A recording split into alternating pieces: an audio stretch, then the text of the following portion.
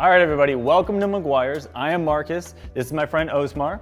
Today we are taking a look at a very cool truck. It's a 2023 Chevy Colorado Z71. Z71. Z71. Yep. Now, as you can see, he likes to play dirty, and today we're gonna help him get it clean, right? And there's actually a special reason behind that, I hear. So what is that? There is, yeah. So we have a secret location shoot with Chevy this upcoming weekend, so stay tuned. Follow the channel, Drive Safe Food, or go ahead and check that out. Ooh, now that's very cool. Not very often an OEM automaker reaches out to an influencer, so that's pretty awesome. So we're gonna get this thing washed, we're gonna check out the paint, kind of inspect it, and then just figure out what we can do to get it looking its best for that special video shoot with Chevy. Sweet, let's get into it. Let's go.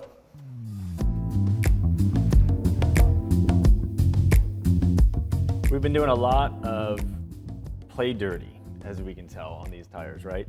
And we've got quite a bit of dirt up in the wheel wells as well, and these are carpeted, right? They are carpeted, yeah. Okay, so with carpeted fender liners, you're gonna primarily wanna try and get it all out with a pressure washer, more so than really scrubbing, because you don't wanna tear up all that carpet. If you're gonna scrub in there at all, you can just use a little bit of a more gentle, softer bristle brush, not a super stiff one. We'll probably dislodge most of it with the pressure washer and then just gently do it with a brush. The next thing we're going to do is get some water on this surrounding area up on the paint, because we're going to use the non-acid wheel and tire cleaner, and that is an alkaline cleaner, and that's what's best for deep cleaning tires, right?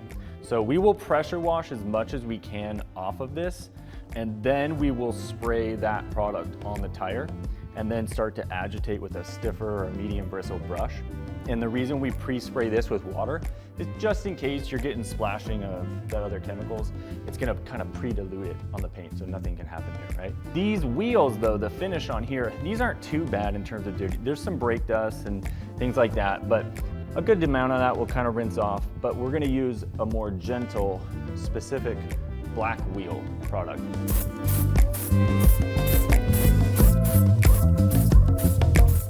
Because these are pretty busy wheels, a lot of spokes and everything, you want to kind of get in there with some tools where you can kind of reach in the back and clean the backside a little bit better. You might need a couple of different brushes to really clean this type of a wheel.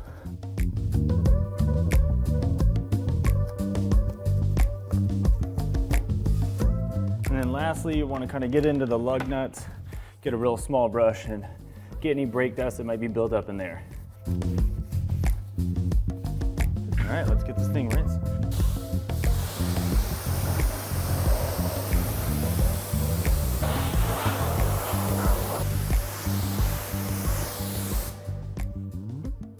Well, there you have it. One down, 3 very dirty wheels and tires to go. Let me throw on my Meguiar Vision Pro glasses. Safety approved. Yeah.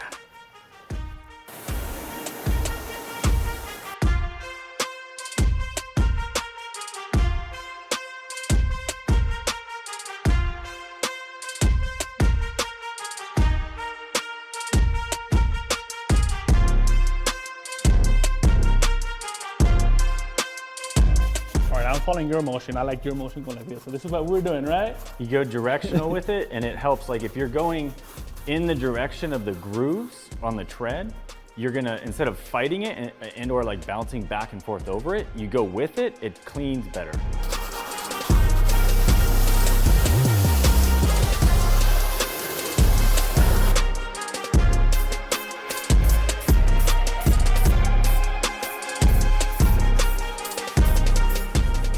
This right here is personally what I hate, having this dust stuck behind the barrel. So it's the tools worst. like this makes a big difference too. You're nuts for this beadlock setup like this. You're absolutely. You gotta have like your little. You're out of your mind.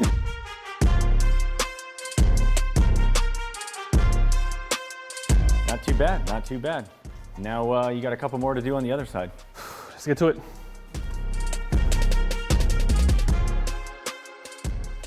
Next thing we're gonna do is, before we do any kind of contact wash, meaning using a wash bin or anything like that, same principle that we did with the wheels and tires, we want to use the pressure washer. If you have one available, it's a good thing. If you don't, it's okay, it's not the end of the world, but it's a nice tool to reduce the chance of scratching, right? So we'll use the pressure washer. We'll kind of do a top-down rinse. It's just water, and we're gonna push off all the dust. And then we're really gonna pay attention down the rockers where you had the most of the kind of mud that's kind of stuck on there.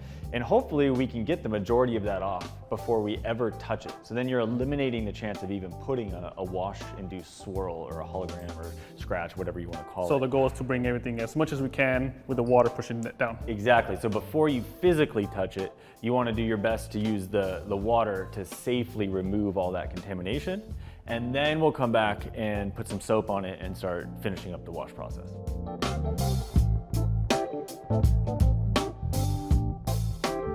So we finished the rinse. It actually came off pretty darn well.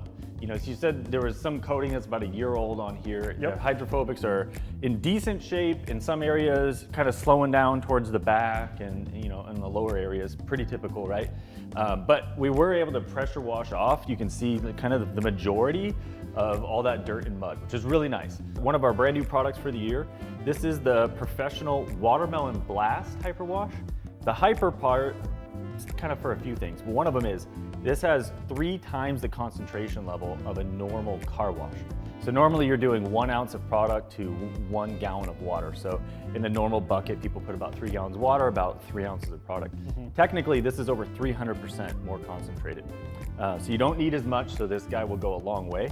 But the other part is that watermelon. What about that blast. watermelon? It's Have no you tried joke. it? Smells like a paleta. I don't know what that is either, but I bet it's good because this stuff, and you'll see, so this is a vibrant, very, really fun, almost like a watermelon, wouldn't you? I wonder why. Is it? And it's got a What it is. green exterior. And red interior. Someone really clever probably came up with the packaging and the product name. I don't know who that would have been. So anyway, put some of that bad boy in there. Then we're going to lock this up, give it a little bit of a shake. Oh, I think, dude, it smells so good. Smell that. This is a fan favorite around the office. It's like, oh, it's just a wash, guys. No, it's not just. It's a cologne for your This vehicle at that stuff- point. Okay, so you know I'm aging myself here, but as an '80s baby, Bubblicious watermelon bubblegum Ooh. takes me there. This takes me there in a big, mean way. So really a fun one, as far as fun as a wash is gonna get, right? So now we've mixed it up in there a little bit. Foam it up. And let's hit this bad boy with some foam.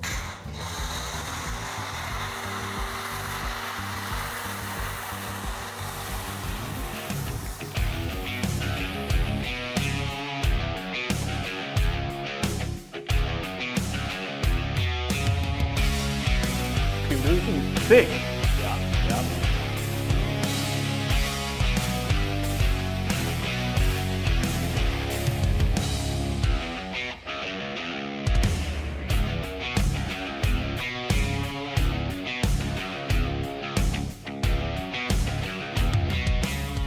So Osmar, when you wash your truck, is it just you doing it solo?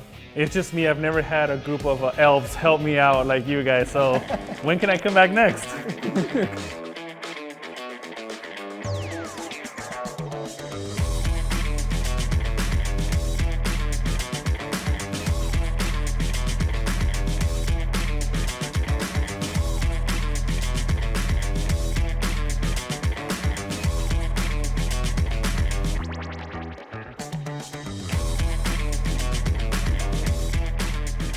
Okay, so we finished the wash, we checked everything out. Paint's in pretty good shape. Little off-road pinstripes, you know, as you probably should Huge, have. of course. Yeah. But we did want to point something out. You know, there's a big trend lately, putting Christmas lights on vehicles. It's fun, etc. However, Now you did your best to put it all up here, which is better than what I've been seeing. But this little piece came loose, and what we noticed was that there were rubbing points anywhere where this light was hanging down above the paint. Just flying down the freeway, think about the winds hitting it, you get little rub points. So what we're gonna do is push that back out of the way. We're gonna put some tape down and just tape off this piece of trim, like so. You wanna pull that that'll up? probably hold the light. All right, so we'll do one of these, kind of get that back out of the way. And then what we're gonna do is we're gonna use a DA polisher with a product that's a little bit newer, Solo All-in-One. So we have a cut scale here. Basically it's saying, hey, this is a 6 out of 10, kind of in the middle there. But what's interesting about this is it's basically like if you were to take compound polish and then a long-lasting sealant, mix them all together. So it finishes out much more like a polish than a compound, which is why it's very popular as a single step, hence the all-in-one. You know, another name for an all-in-one is kind of a cleaner wax, but cleaner waxes are usually kind of consumer level, whereas this is in the professional line. So I'm gonna prep up a pad on a DA and then we'll give it a shot and just see what it does. Here we go.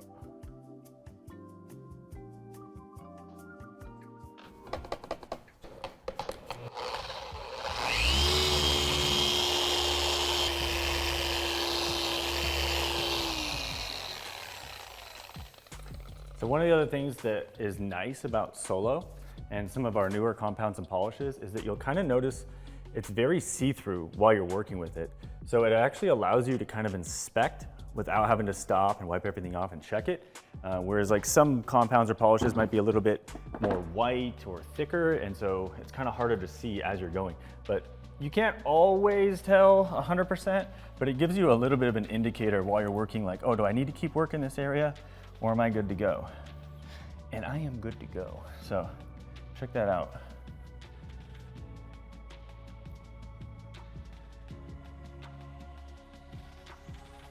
So now that we know that we got all the scratches out with the Solo, because it's a one-step product, we're done in terms of doing any kind of, there's no additional polish or having to do anything like that, right? So we've got that cleaned up. Now we're gonna get some more zip ties and properly secure these lights, make sure that doesn't happen again.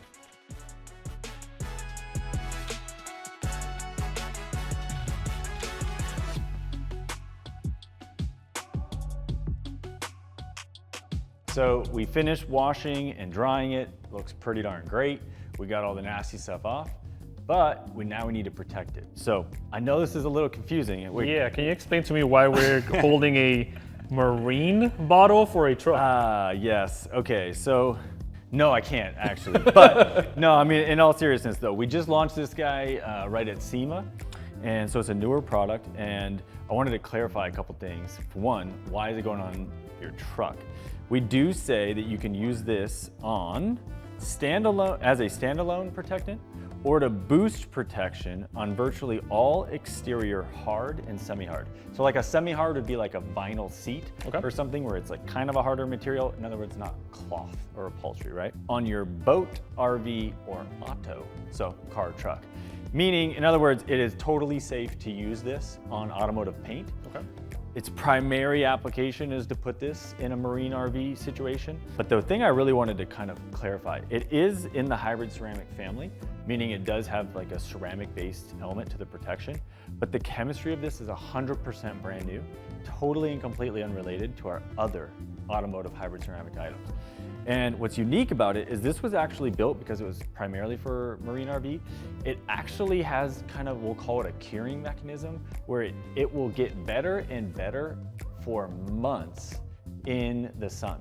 So it actually, where most products will kind of break down and do worse over time, this product in some cases will actually get a better contact angle, meaning the beads like that you get from fresh wax type of thing, or a coating, that can actually get stronger and stronger for several months. So this makes sense on this application since we're always taking it outdoors, beating on it, having it, the sun beating on it the whole time. Exactly. So if you had like a trailer or a camper or a little boat or a jet ski or something like that, you could put this on all those things. And you could also sit there and, you know, wash your truck at the same time and wipe it down with this. So it is a sealant, which is essentially a fancy way of saying a synthetic alternative to a natural, like a carnauba wax. And the advantage of there is just more capability for long-term durability. This stuff is super easy to use. I mean, super easy. It's gonna feel like you're applying like a quick detailer. Okay. So it's really not tricky. I would say this, you can spray this directly on your surface, or you can spray it into your towel. It's really a preference thing. If you're working outside with like the wind, you know, maybe you wanna go into the towel so you don't get like overspray on other surfaces. If you have like a glossy black paint, or if you're using it on glass, I'd probably go straight into the towel just to reduce the chance for streaks. Yep. Now you've got what on the hood, protection-wise? We have a clear PPF on this whole front end Okay. with a ceramic coating on it already, Okay. which is about a little bit over than a year old, so it's losing its Yeah, I kind of properties a noticed little like bit. when we were washing that it was already, kind of holding on to some water. So we've got vinyl decals, paint protection film, but then the rest of it is just paint, right? Just With raw. The, Yep. Yeah. So that's the other thing is like you can go over paint protection film with this. You can go over an older coating with this. You can go over the decals, So I just wanted to kind of throw out there that you can do all that. So if you want to get started on that side, Sweet. I'll go back there and we can get this Let's thing get it. protected. Let's go.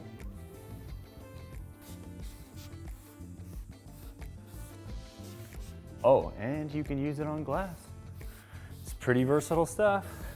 Decals, glass, paint, trim. Sheesh. What else? Sheesh.